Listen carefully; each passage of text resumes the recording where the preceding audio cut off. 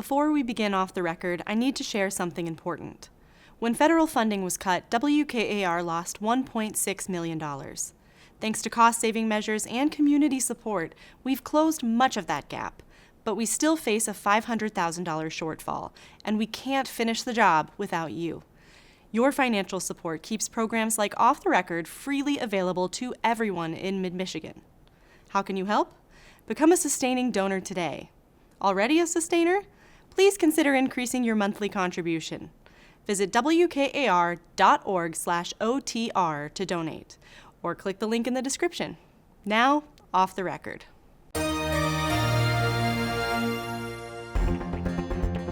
Welcome back. Representative Ann Bollin, chair of the House Appropriations Committee, is in the queue, and so are you. So sit in with us as we get the inside out. Off the Record. Production of Off the Record is made possible in part by Bellwether Public Relations, a full-service strategic communications agency partnering with clients through public relations, digital marketing, and issue advocacy. Learn more at bellwetherpr.com. And now, this edition of Off the Record with Tim Skubic. Thank you very much. Welcome back to Off the Record in Studio C. Beth, start us out here. The Republicans made some budget decisions this week that a lot of folks in this town are not too happy about. Yeah, so it was sort of a historic vote among House Republicans. Each year, the State Budget Office approaches the House and Senate with a list of projects that expired at the end of the last fiscal year, and they ask for permission to sort of convert them into work projects so they can continue using that funding over the next several years. Usually this is a very routine process, is basically procedural, but instead Republicans, with frankly very little notice, eliminated about $650 million in work projects from last year's budget. It caused quite the stir in the Capitol and took a lot of people aback, I believe. Why was there a thud? Well, I mean, this was something that was seen as sort of like a norm, the idea that the executive branch would have these work projects effectively rubber stamped. But of course, the legislatures had all along the authority to disapprove this funding if they want to. It only takes one chamber. And that was a source of considerable consternation among Democrats in the Senate in particular, given that there's effectively nothing they can do to stop this, and all it takes is one vote from either Appropriations Committee. But is anybody surprised that given the opportunity, our guest and the Republican Speaker having a chance to cut the budget would take it? I mean, yeah, I think that yes, this has been something, a continual theme within House Republicans this whole time, right? Cutting what they say is waste, fraud, and abuse. But even at the press conference, when you talk to Speaker Hall and when you talk to Representative Bollin, they said not everything cut was waste, fraud, and abuse. And this is something where some of these spending items will have a chance to come back later. But I think the bigger issue is, again, I don't think anyone was expecting this because I don't think it's happened before. At least I can't think of any examples in Michigan history. Well, where the one that got a lot of attention was the Dr. Mona Hanna's money for the RX kids. And why was that spotlighted? Yes, there was about $18 million, I believe, in a work project for RX kids. That was some of the money that was eliminated. And yeah, I mean, that money is for prenatal and infant support for mothers. I believe it was piloted in Flint, and that they were relying on that money to continue the program. So there was a lot of upset over there. There was also about $7 million for student supports for Flint students who were affected by the lead crisis 10 years ago.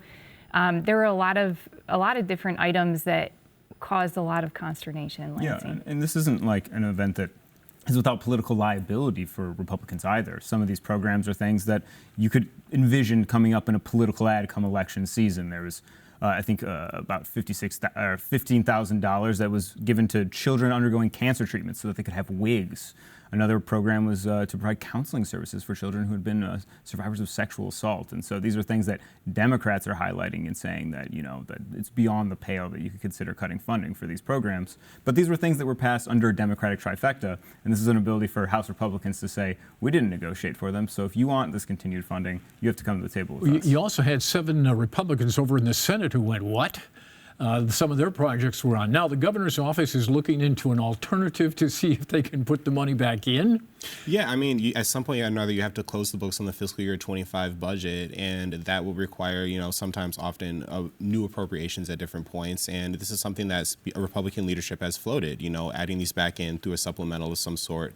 But these would have to go through that new appropriations process, which is you have to submit the request, put your name to it, wait 45 days, have hearings on it, et cetera. And that gives House Republicans more of a chance to have a little bit more control over these spending items. Or you could have somebody haul the House Republicans back into court where they've seemed to have set up residents on a number of issues and challenge them on this as well. Not a short-term fix. Yeah, you could. I don't know. It'd be interesting to see what mechanism they use to pull them back into court, because this is unconstitutional. We'll start there and work backwards. Sure, but this law has been used before by Senator Samas as recently as the COVID-19 pandemic, albeit in a very limited capacity compared to what happened on Wednesday. But yeah, I mean, this could be something that hauls everybody back into court. And Tim, the thing is, I know Republicans, Democrats, they're involved in a lot of lawsuits right now. I think what's important to remember is that it is the taxpayer who is paying for those lawsuits. They're also paying for this pot lawsuit, which we did get a ruling this week, which was what? Yeah, so essentially they blocked the Michigan Cannabis Industry Association from getting an injunction, which is what they were seeking to block, this 24% wholesale tax. It's the centerpiece of a road funding plan. It was part of the budget deal that was forged earlier this year. And they're looking to have this money stopped while they hopefully have this tax repealed. They're arguing that they unconstitutionally amended the law that initially legalized marijuana in Michigan. $420 million is a big piece of this road fix pie. It's absolutely a big piece of this road fix pie, and this was something that was a big hang-up throughout negotiations. Where was the new revenue going to come from? And this was eventually the thing that lawmakers sat on. And so if anything does happen to this revenue eventually, it's going to be a long time for lawmakers to figure out how to replace that revenue. Well, the money's supposed to kick in on January 1st, and there could be an appeal in the process that may, shut the money off. Yeah, I think, I think they're planning an appeal to try and get an immediate order on this. I think there's also a question of $420 million is what the House Fiscal Agency and what they imagined it would produce, Senate Fiscal as well. But there is a lot of fluctuations in the marijuana market right now, so whether or not that comes to fruition, I think, is yet to be seen too, regardless of the lawsuit. I want to revisit one of the governor's favorite stories, her running for president. Okay, she was out in Arizona at a ritzy joint last weekend, was elected the vice chair of the Democratic Governors Association, which is a nice get for her, and now her name is back in place. So let me ask the panel two simple questions. One, do you think she is running for president, yay or nay? Right, as of this moment? Sure. I think that she hasn't taken the option off the table. All right, that was not a yes or no, but I'll let you off the hook on that. What do you think? I don't know. I frankly don't know. I'm not going to give yes or no. I'll continue the trend. I don't think she knows. I think she does, and I think she's not running. But here's the second question. She will not kill this story because it helps her image, and it also helps the state of Michigan. Do you agree with that?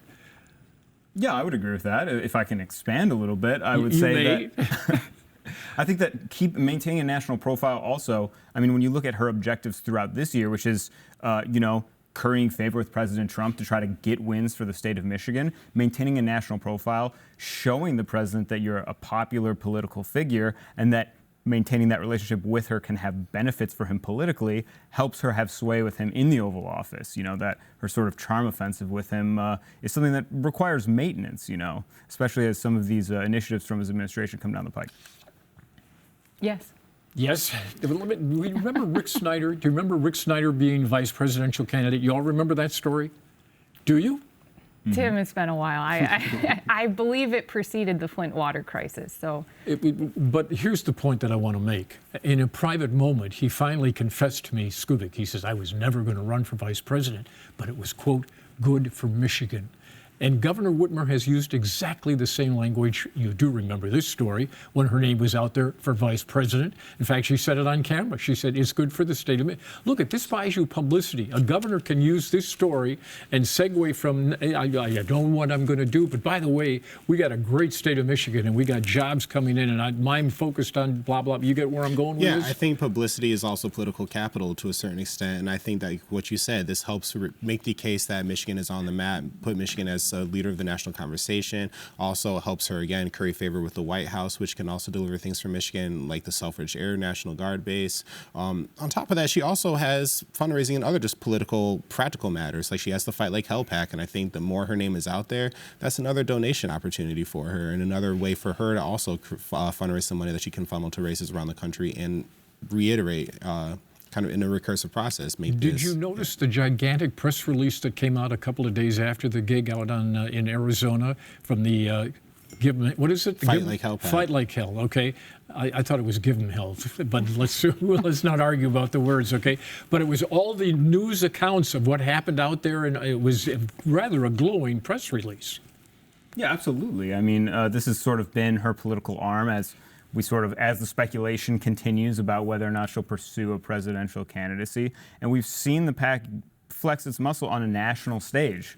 And I think that's probably a surer sign than what you see the governor's political activities, I think, are not as good of an indicator of whether she's going to run for president as what that PAC does. Because if you're fundraising with the intention of exerting national influence, that says that you're still trying to sort of maintain that presence on a national stage. You want to be part of the process. Mm-hmm. Well, and I think what Simon was saying too is like, if she's not running for a national office, if she doesn't have these high ambitions for where she's going to go next, why is she raising so much money?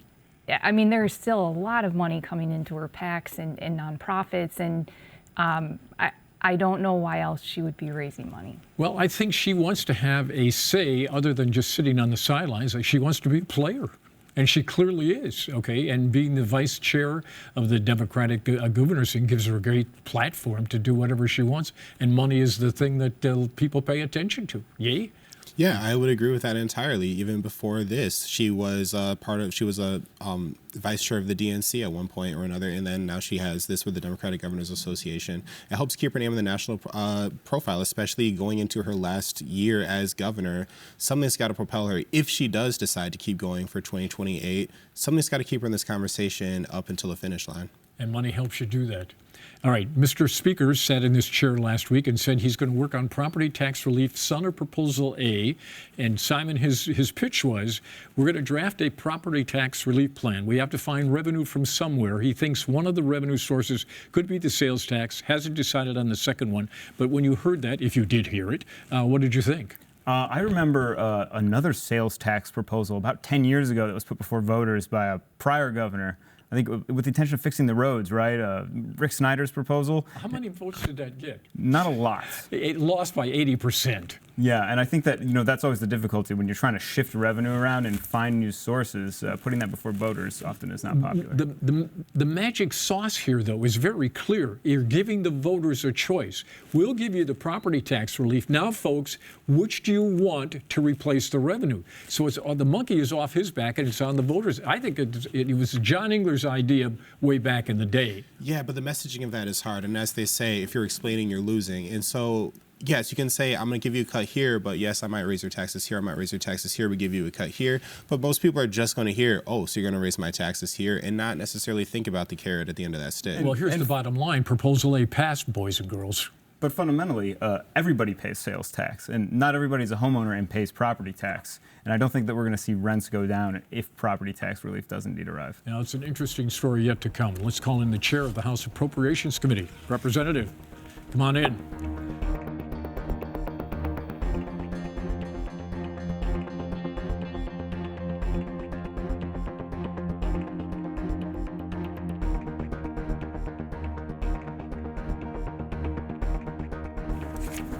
Representative, welcome back to Off the Record. It's nice that you had a busy week, and there's a lot of people in this town that don't like you. I'm not surprised. All right, let's do the tick-tock on this story. When did you first find out that this money was going to lapse and wasn't going to be spent? When I became a legislator in 2019. Okay, so you knew this was coming. Well, I knew about the work projects. I've sat on the Appropriations Committee since I came into the legislature, and it is always something that I have questioned and asked about, written letters to departments asking what is the status of the work projects. And when I was appointed the Appropriations Chair, it's something that I also asked all of our subcommittee chairs to be looking into. Okay, so when you did that, at any point did you say to yourself, maybe I should go to Dr. Mona Hanna and give her a heads up that this is coming, maybe we could work something out? Did you think to do that? Well, do you understand that we have to disapprove these work projects by line item? There are over 100 in some of these line items, and my responsibility is to the taxpayers. It's not necessarily to those that receive these grants. And that is what my job was to do as the chair of appropriations. Okay, so you didn't feel you had an obligation to some of these people to give them a heads up that this ball was rolling down and was going to hit them? Look, I honestly don't think it should be that much of a surprise to anybody that we were looking at these work projects. We've said it from the beginning of the budget process. They would have called and you. The departments should have been contacting the stakeholders. We have a very tight time frame here. That the letter comes, the recommendation from the state budget office comes to us 45 days after the fiscal year ends, and the legislature has 30 days. I think even some of you have reported on that some of the departments were like, oh my gosh, they've asked for this information. We can't possibly do this, we're on break. Well, the legislature was on break too, and we managed to look through and come to a conclusion on some of these as well. Yeah, it seems going back to what Tim was saying about our RX kids and some of these line items, I know that in the press conference with you and Speaker Hall earlier, you had mentioned that, you just felt like you had to get rid of them all, and then not everything was waste, fraud, and abuse, but some of those can possibly find new funding streams later on through maybe a supplement or something else. So it kind of seems like, from the outside looking in, it seems like the process was almost axe them all and then let the legislature sort them out later. And I'm wondering how much of this also is about giving the House and giving the legislature more power in the budget process? Well, one of the main functions of the legislature is the appropriations process. Okay, so I think what we did is we fulfilled our obligation in what we took an oath to. As far as the RX kids, please understand that there was $20 million appropriated in 25 and there was $18 million not spent. We appropriated $250 million in the 26 budget. So I think that what we ought to be looking at is why wasn't the money spent, okay? And that is just as important question is, like, why was this included? If not more important, we have project after project that the money was not spent. And I think that we have an obligation to be holding government accountable. That's what the taxpayers sent me to do, and that's part of that process.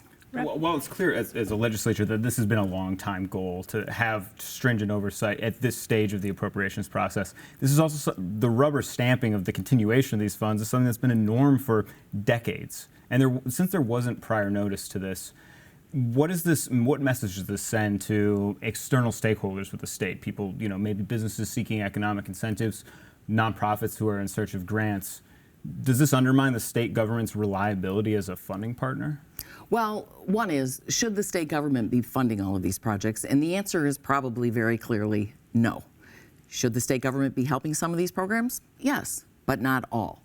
And so that's, I think that one thing needs to be taken into consideration. And I also will look at the context. We have $10 billion sitting on the balance sheet of work projects. That is money that is encumbered that cannot be spent for other things. And I think while it's not been exercised, but one time, as one of you mentioned, this is something that dutifully the legislature, the Appropriations Committee, had the obligation to do every year. And also, when these work projects or these conversion from year to year are important, it is something that generally is noted in the boilerplate or negotiated through the budget process. This is a budget. Which about 3 people in this town read. Well, that's unfortunate, and I still think just because people don't read it doesn't mean that, we shouldn't be. Well, but these groups are saying, Madam Chair, with all due respect, you blindsided them. No, we did not blindside them at all. All right, I think that what they have to do is look at the departments and see where the failure is really in these. And I would say that when you enter into contracts, there's no legislature can bind the next legislature on appropriations. And departments, when entering into these contracts, no, it is a one-year appropriation. Why would they not put people on notice? And generally speaking, the contractual language says, should the money be appropriated? Now, we have been very clear in our approach in that it is not just waste, fraud, and abuse. It is about accountability for the taxpayer dollars. There are a lot of pressures on state government, on people, everyday people, to make life more affordable. Representative, in the November 14th recommendation from the State Budget Office, there was about $247 million in work projects for the SOAR program. Money, millions of dollars benefiting big companies like Dow, wealthy universities like U of M. Can you explain to me how you prioritize that SOAR money and kept it as a work project over, let's say, $5 million for Flint students? All right, so thank you for the question. As far as the SOAR, it is money that was obligated. I sought recommendations for our subcommittee, from the subcommittee chairs. We had conversations with our leadership, and Speaker Hall and I met with all of our subcommittee chairs. It was based on feedback from some of them. These were projects that were included. Because if I was the only one voting, I would tell you that I wouldn't have voted to keep those in there. But I am trying to do the best for the most, and that's one of them. But let's talk about the Flint money, all right? And again, we have millions of dollars, over $30 million appropriated in the 2026. The Flint declaration has ended, but we have resources in next year's budget that actually provide broader support, testing, support for families, lead line replacement. So I don't think that we have shortchanged. What we've simply done is put money back that was not spent, and there is money moving forward in 26 for that. I want to revisit that, though, because I mean, this SOAR money, you said it was obligated. There's plenty of money that you asked that was obligated. In fact, they're still trying to sort through what was obligated and what wasn't, because those line items contain so many items. The SOAR program has been one that you've criticized repeatedly, and yet you kept that funding in. And it raises questions about whether it's because it's in Bill Schuette's district or it's in a Senate district that you're trying to win. A lot of these decisions appear to be political. Well, for me, I really don't wear the political lens. I am much more practical and principled. And the decision is not only mine. We have 17 members on the Appropriations Committee, and we are trying to work through it. And, I don't think this is not retaliation. It is not political. This is a matter of trying to have greater accountability. And I think what we have to look at is, why hasn't money gone out the door? Why haven't these contracts been initiated? So in this case, the person that you do work for is somewhat political, and he said, we're doing this, that being the Speaker. Well, I wouldn't say the Speaker did that. This was based on conversations and discussion. We have set out what our priorities are as a Republican caucus. It's working on behalf of the Michigan taxpayers to make sure that we're making life more affordable. Well, see, here's the interesting thing. You did have discussions on that before you decided what to do. Why didn't you hold the same kind of discussions with these groups that were going to get hit if you did this? Well, we didn't go to stakeholders. We had these conceptual conversations. And I think that, you also have to look with the time frame. Again, these departments, these projects have not gone out. Some of these, yes, they received great support, some not. Unfortunately, it is the process, that we go through. It's by line item. You can't just cherry pick a project. Well, this town works on relationships and good relationships. Up until now, you've had a good one with your counterpart in the Senate, Ms. Anthony, correctly? Yes. Here's her quotes. There is no trust. It's pretty disgusting. This is irresponsible and disrespectful. Warm letter to follow. What do you make of these remarks from this person that you supposedly work well with? Well, certainly I'm discouraged. I'm sure the Senator Anthony's, but I do think that we continue to have a strong relationship. We will continue to nurture that. I will tell you that my office did reach out to Senator Anthony's office very early on when we got the letter late on a Friday before a break that we were going to be reviewing and vetting these work projects.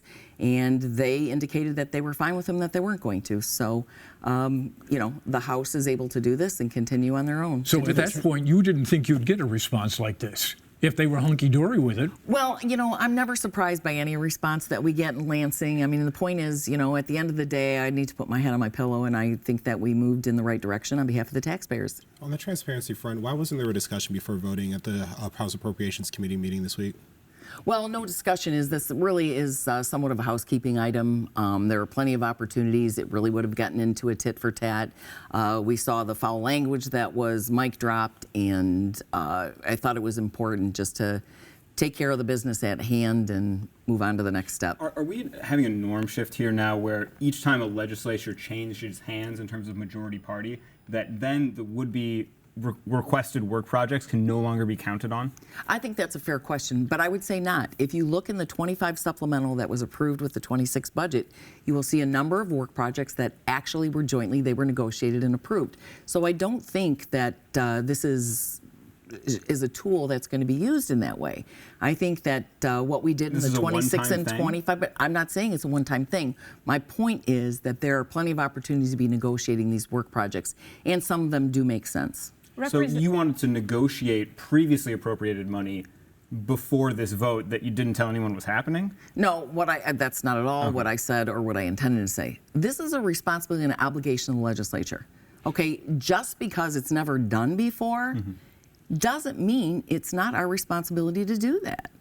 And again, I think that we have to look at what's going on inside of the departments and the bureaucracy that's not getting these handed out. I mean, there are projects in there. Unfortunately, they're very good projects. We have BAMP, the cranial facial, the wigs, all right, for kids. We've appropriated $150,000. I will tell you that's one that I hold personally as a son who had cranial facial birth defects, and I'm very concerned about making sure that we can help these kids regardless of what the reason is. So, you know, there's money for many of these projects appropriated, but we have a continuous work project for a private developer for a housing project that used it to pay property taxes back. I mean, we're trying to avoid some of the nonprofits that really were non-existent, and I think that unfortunately some of the good ones had to go. There is an opportunity to bring them back through the supplemental process. How many days before the vote did discussions begin about which work projects to cancel? Well, I think the discussion started the day after we got the letter on November 14th. Let's talk about economic development. We're not going to have that package ready to go by the end of this year, right? Well, I think that's what the speaker indicated last week when he was on your show. But I think he said there was a shot you could do it. Well, I think that he said there's a shot that we're going to work through it, and I think that we still have a commitment. We know that we want a state that's going to prosper. Promise made, but working not on the kept. details. Well, I wouldn't say that. I think, you know, this town is a very fickle town sometimes, and we'll continue to work on it. Our goal, a common goal with House Republicans, is that we want to make Michigan a great place for economic prosperity for all. And what's your one quick idea for making more jobs come to Michigan? I think we have to cut regulations, cut taxes. Not raise them. Absolutely not. All right, Madam Chair, good to see you. Thanks for doing our program. Also, our thanks to our panel. Next week, more Off the Record, so everybody tune in. Won't you, please? Production of Off the Record is made possible in part by Bellwether Public Relations, a full-service strategic communications agency partnering with clients through public relations, digital marketing, and issue advocacy. Learn more at bellwetherpr.com. For more Off the Record, visit WKAR.org. Michigan Public Television stations have contributed to the production costs of Off the Record.